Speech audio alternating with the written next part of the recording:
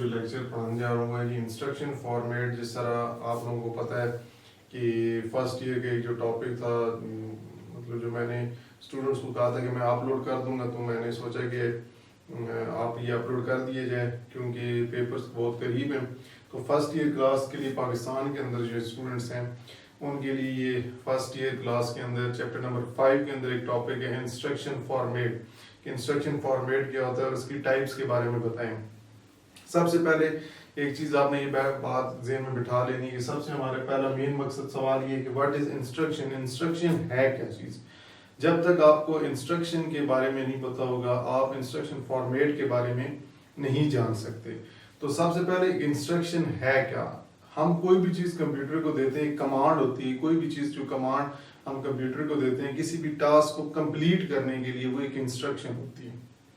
आप कोई भी टास्क परफॉर्म करते हैं कोई भी कमांड देकर कंप्यूटर के अंदर, कंप्यूटर को हम कमांड देते हैं और कंप्यूटर उस कमांड की बेस पर हमें कोई टास्क परफॉर्म करके दिखाता है, उसे हम इंस्ट्रक्शन कहते हैं।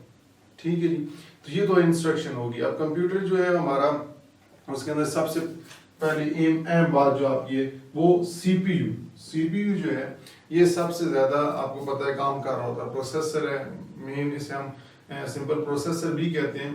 और ये छोटी सी चिप होती है जो कि मदरबोर्ड के ऊपर फिक्स होती है। तो सारी की सारी इंस्ट्रक्शंस जो होती हैं वो सीपीयू चला रहा होता है। अब सीपीयू क्या करता है, सीपीयू इंस्ट्रक्शन लेकर आता है रैम से। रैम के अंदर जो इंस्ट्रक्शंस होती है ना वो इस तरह स्टोर होती है। मतलब मैं मिसाल लिख दे रहा हूँ, ठीक है। यहाँ पे इंस्ट्रक्शन पड़ी है 10010 00101 1001111 11111। मिसाल के तौर पे ये सारी इंस्ट्रक्शन पड़ी हैं और ये 101 एड्रेस है, ये 102 एड्रेस है, ये 103 एड्रेस है, ये 104 एड्रेस है। मतलब आपकी ये रैम है, ठीक है। रैम के अंदर सारी इंस्ट्रक्शंस पड़ी हुई हैं। ये इंस्ट्रक्शन 101 एड्रेस पर पड़ी है, ये इंस्ट्रक्शन 102 पे पड़ी है, ये इंस्ट्रक्शन 103 and so on 104 पे पड़ी है। अगर इन इंस्ट्रक्शंस को हमने चलाना है तो इनको चलाने के लिए सीपीयू क्या करेगा, मेन मेमोरी से उस एड्रेस पर मौजूद इंस्ट्रक्शन को वहां से लेकर आएगा और फिर उसको डिकोड करेगा। डिकोड करने के बाद उसको चलाएगा, ठीक है। तो ये तो आपने पढ़ा भी था कि ये फर्स्ट ईयर की बुक के अंदर जो चैप्टर नंबर 5 के अंदर एक fetch decode execute cycle of CPU. ये सीपीयू किस तरह इंस्ट्रक्शन को चलाता है, लेकर आता है, किस तरह प्रोसेस काम करती है, ये अलग टॉपिक है। लेकिन अभी सिर्फ हमारा बताने का मकसद ये कि जो इंस्ट्रक्शन होती है उसको चलाने के लिए सीपीयू रैम से इंस्ट्रक्शन लेकर आता है चलाने के लिए, और सीपीयू एग्जीक्यूट करने के बाद भी इंस्ट्रक्शन रैम में स्टोर कराता है, ठीक है जी। अच्छा, अब बात हम करते हैं यहाँ पे कि ठीक है जी ये तो इंस्ट्रक्शन के बारे में हो गया जी, इंस्ट्रक्शन कहाँ पे पड़ी होती है, कौन चलाता है। अब बात करते हैं कि यहाँ पे इंस्ट्रक्शन फॉर्मेट की, क्योंकि हमारा टॉपिक जो है इंस्ट्रक्शन फॉर्मेट है। इंस्ट्रक्शन फॉर्मेट का मतलब ये है कि जो इंस्ट्रक्शन है उसको, जिस तरह मैंने आपको बताया, सीपीयू लेकर आएगा और उसको डिकोड करेगा, उसके स्ट्रक्चर को समझना। सीपीयू पहले इंस्ट्रक्शन को चलाने से पहले उसका स्ट्रक्चर समझेगा कि इस इंस्ट्रक्शन में करना क्या है, इस इंस्ट्रक्शन में ऑपरेंड कौन सा है, ऑपरेंड कोड कौन सा है, ऑपरेंड कौन से वगैरह। तो उसके लिए हमें ये पता होना चाहिए। तो इंस्ट्रक्शन फॉर्मेट जो होता है वो दो चीजों पर मुश्तमिल है। एक होता है ऑप कोड जिसे कहते हैं, ऑपरेंड कोड, और एक होता है ऑपरेंड, ठीक है। दो चीजें होती हैं। इंस्ट्रक्शन फॉर्मेट को दो हिस्सों में डिवाइड किया। मैं एक मिसाल दे देता हूँ, यहाँ पे एक मैं इंस्ट्रक्शन लिख देता हूँ, ठीक है। अब ये याद रखें जो भी इंस्ट्रक्शन आप ये लिखते हैं ये टोटल 16 बिट्स की होती है, 16 बिट्स, ठीक है। मतलब 2 बाइट की एक इंस्ट्रक्शन होती है। मेमोरी के अंदर जो इंस्ट्रक्शन आप चलाते हैं वो 16 बिट्स की होती है। इंस्ट्रक्शन फॉर्मेट का जो स्ट्रक्चर है, इंस्ट्रक्शन को वहां पे जो रखा जाता है वो 16 बिट्स की है। टोटल 16 बिट्स की जगह इसमें 1 2 3 4 5 6 7 8 9 10 11 12 13 14 15 और यहाँ पे कर लेते हैं ये 16। ये 16 जो आपके हैं ये बिट्स यहाँ पे होती है। मिसाल के तौर में एक इंस्ट्रक्शन लिखता हूँ 1 0 0 1 0 1 1 1 1 0 0 1 ठीक है। अब ये पूरी एक इंस्ट्रक्शन है और ये कितने बिट्स पर है, 16 बिट्स पर है। इंस्ट्रक्शन फॉर्मेट का जो स्ट्रक्चर है, जो इंस्ट्रक्शन होती है वो आपकी 16 बिट्स पे होती है। अब इसमें जो पहली 4 बिट्स होती हैं, ये जो पहली 4 बिट्स हैं, ये आपकी ऑपरेंड कोड के ऊपर यूज की जाती है कि हम जो इंस्ट्रक्शन यूज कर रहे हैं उसके अंदर जो पहली 4 बिट्स होती हैं उनको हम ऑपरेंड कोड कहते हैं। मतलब वो ऑपरेशन कौन सा परफॉर्म किया जाए। मिसाल के तौर पे मैं कहता हूं जी ऐड कर दें। अब ऐड क्या है, ये एक कमांड है, ये एक ऑपरेशन है। इस ऑपरेशन के लिए 4 बिट्स पहले बताई जाती हैं, फिर 1 2 3 4 5 6 अगली जो 6 है, ये 1 2 3 4 5 6 अगली 6 जो है ये फर्स्ट ऑपरेंड के लिए होती है, ऑपरेंड नंबर 1। ऑपरेंड 1 के लिए 6 इंस्ट्रक्शंस होगी और अगली जो 6 होगी वो ऑपरेंड 2 के लिए। ठीक है जी।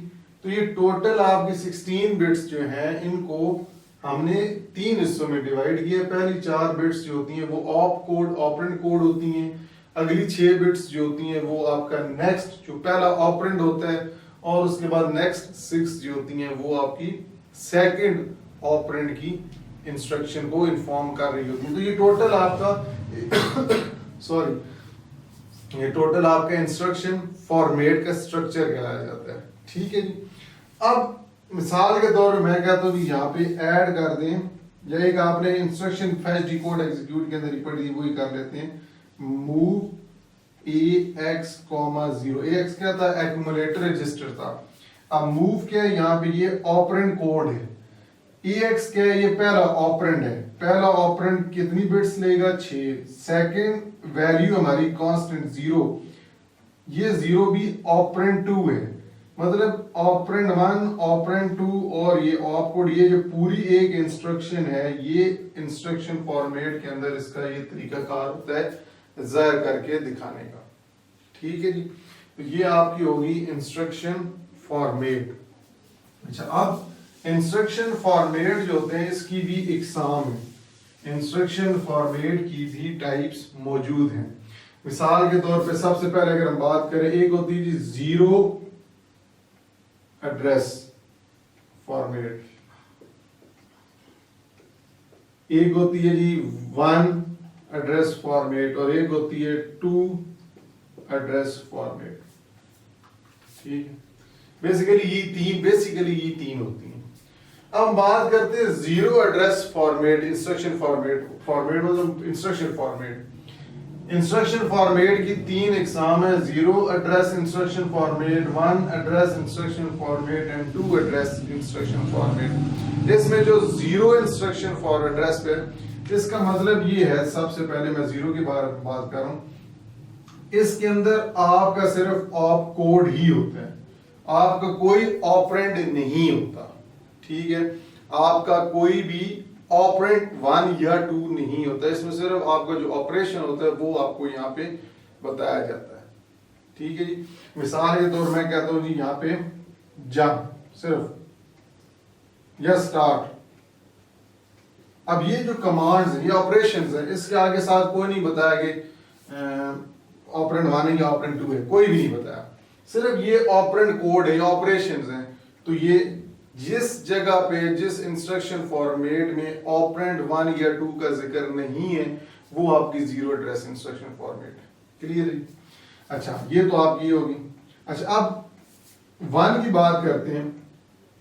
1 एड्रेस इंस्ट्रक्शन फॉर्मेट के अंदर आपका ऑपरेंड कोड तो होता ही होता है, लेकिन साथ साथ एक ऑपरेंड भी होता है जिसे हम कहते हैं ऑपरेंड 1। एक ऑपरेंड होगा और एक ऑपरेंड कोड होगा। अब इसके एग्जांपल मैं आपको दे देता हूं, जंप Z। अब जंप क्या है, जंप आपका यहां पे आ गया ऑपरेंड कोड और ऑपरेंड क्या आ गया 1 Z। ये जो पूरी एक इंस्ट्रक्शन है ये आपकी 1 एड्रेस इंस्ट्रक्शन फॉर्मेट कहलाई जाएगी, जिसके अंदर एक ऑपरेंड और ऑपरेंड कोड है, 0 के अंदर तो ऑपरेंड था ही नहीं। अच्छा, अब बात करते हैं हम टू एड्रेस इंस्ट्रक्शन फॉर्मेट की। सिंपल है वही कि अगर 2 है तो इसका मतलब है ऑपरेंड कोड तो है ही है, साथ ऑपरेंड 1 और ऑपरेंड 2 भी होंगे। तो टू एड्रेस इंस्ट्रक्शन फॉर्मेट जो है ये ज्यादातर यूज की जाती है इंस्ट्रक्शन फॉर्मेट की डिजाइन के अंदर, मतलब स्ट्रक्चर जो ज्यादा ये यूज किया जाता है ये वाला टू एड्रेस। इसके एग्जांपल में अभी हमने की भी है मूव EX, 0। अब मूव क्या है, ये ऑपरेंड कोड है, ऑपरेंड 1 के एक्यूमुलेटर रजिस्टर है, ऑपरेंड 2 के 0 की वैल्यू है, ये आपकी टू एड्रेस इंस्ट्रक्शन फॉर्मेट कहलाया जाता है। तो आज का टॉपिक हमारा यहाँ पे कंप्लीट होता है। आपकी बुक के अंदर यही चीजें लिखी हुई हैं। अगर आपको बुक से पढ़ने के बाद भी समझ नहीं आ रहा है, आप क्वेश्चन आप कमेंट सेक्शन में पूछ सकते हैं। ठीक है, उम्मीद करता हूँ कि आपको ये टॉपिक समझ आ गया होगा। ये बहुत ही अहम टॉपिक है। ठीक है, इसको आपने सही तैयार करना है।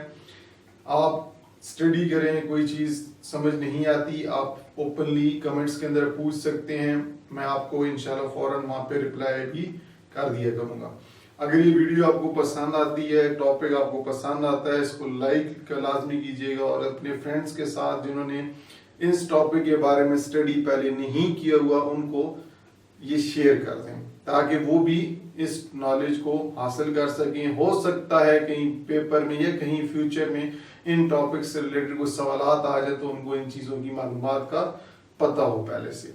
तो इंशाल्लाह आपसे नेक्स्ट वीडियो में मुलाकात होगी, तब तक के लिए अल्लाह हाफिज।